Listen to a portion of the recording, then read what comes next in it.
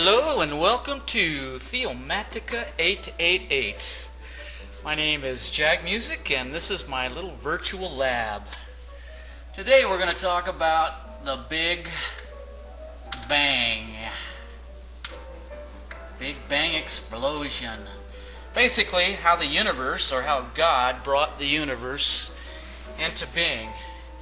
And what we note as we observe what's going on out there, that everything originated from a little point in space with near infinite mass and energy.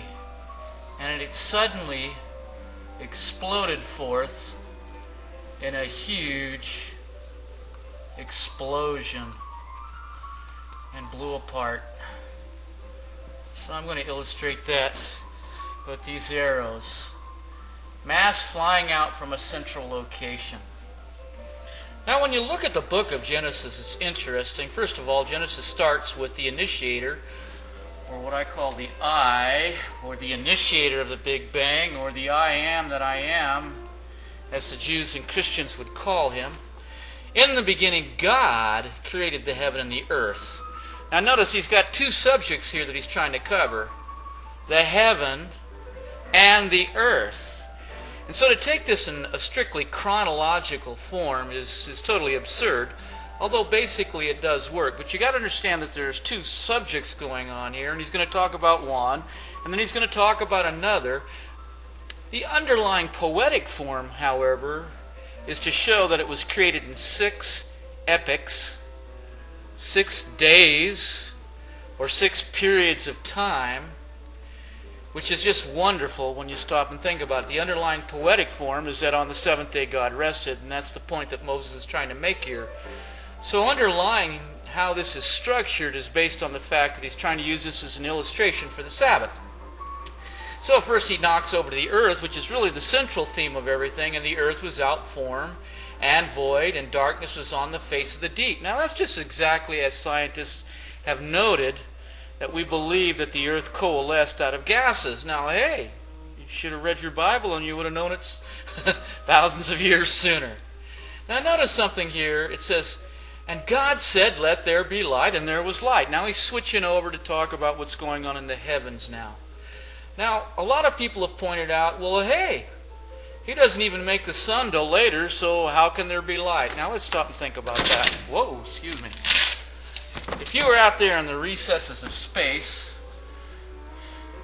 and you were watching this event, what's the first thing you'd see? Huh? Well, if there's a big explosion, long before the mass comes out here, the first thing you're going to see is light from the explosion.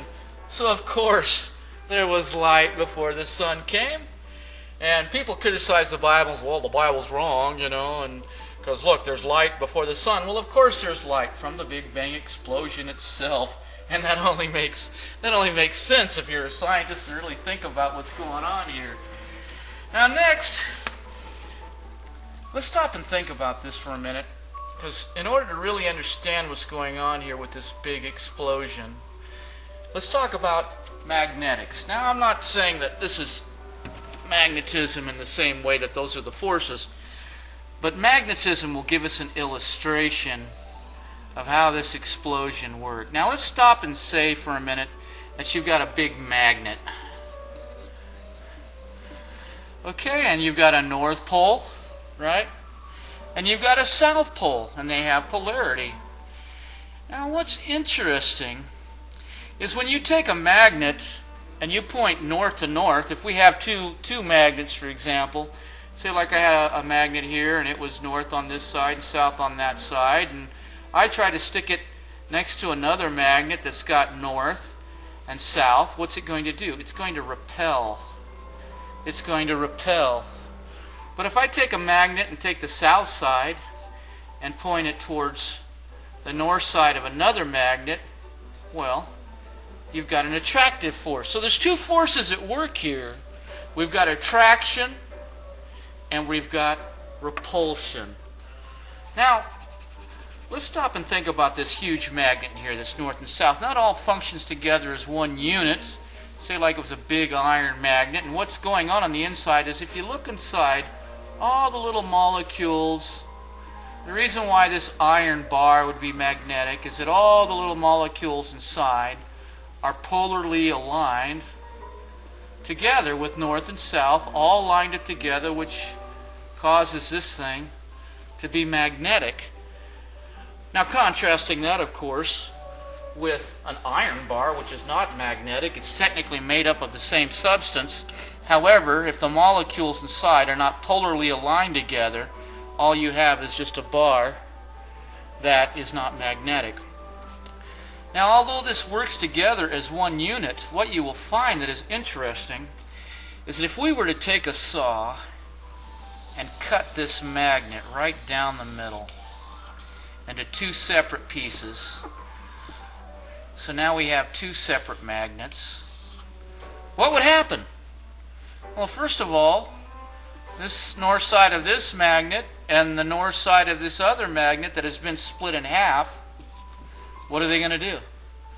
They're going to repel each other. Whereas they used to function together as one unit, they now are no longer attractive. Now, why is that? Because they were conductively tied together. This metal piece attached to this metal piece was conductive throughout. Now, when I cut them in half, they are independent of each other. This magnet on this side is no longer conductively tied to the magnet on this side, and so they repel each other, whereas before they used to function as a conductive force, as one unit. And this has to do with the fact that they were originally conductively tied together. Now that string, once it's broken, they now begin to repel each other. Now, with that in mind as an illustration, let's look at what's going on here. Now, when God, the great I Am, began to blow this thing up like a balloon, and all of the matter was spreading apart, I believe it was tied together with little conductive strings, so it functioned like, or similarly to, a big magnet with north and south. But as things began to spread apart and go further away from each other, what eventually happened is that these conductive strings were broken. Now think about that for a minute. I've got all these little particles in here that are all polarly aligned originally with north and south. And as they were conductively tied together, they functioned as one unit, just as the big magnet that we had talked about previously. But when we have reached the elastic limit of these conductive strings, then we reach a second phase where now these particles are no longer tied together, all these masses are no longer tied together, and they begin to act independently. Now, with that in mind, all these guys on the north, well, they're going to start repelling each other. And all these guys on the south are going to do the same thing. But at the same time, the particles on the north side will be attracted to the south side.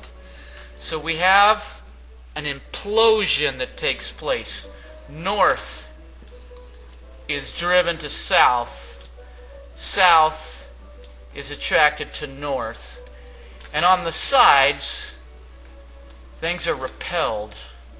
And so we've got this phenomenon where north wants to come together and collide in the center.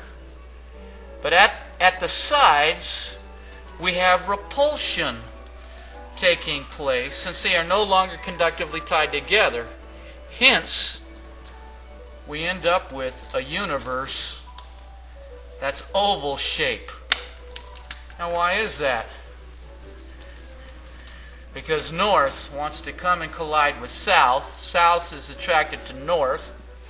They meet in the middle where the big dark hole begins to take place. And you can look at galaxies and see that this phenomenon, because what are galaxies anyway? They're nothing more than a microcosm or a little picture of little universes in and of themselves.